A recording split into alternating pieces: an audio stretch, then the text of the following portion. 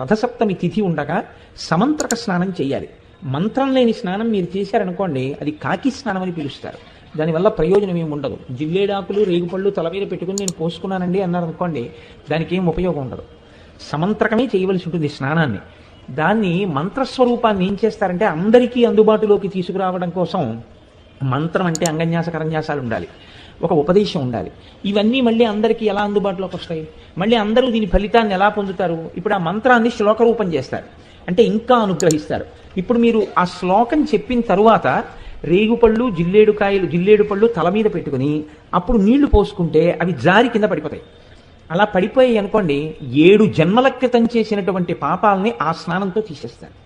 అది ఎప్పుడు ఉంటుంది అంటే ఒక్క రథసప్తమి నాడు మాత్రమే ఇస్తారు. యజ్జన్మ కృతం పాపం మయా సప్తమ జన్మసు తన్మే రోగంచ శోకంచ మాకరీ హంతు సప్తమి ఏతజ్జన్మ కృతం పాపం యచ్చ జన్మాంతరార్జితం మనోవాక్కాయజం యచ్చ జ్ఞాతా జ్ఞేతే చయే పునః ఇది సప్తవిధం పాపం స్నానాన్నే సప్తసప్తికే సప్తవ్యాధి సమాయుక్తం హరమాకరి సప్తమి.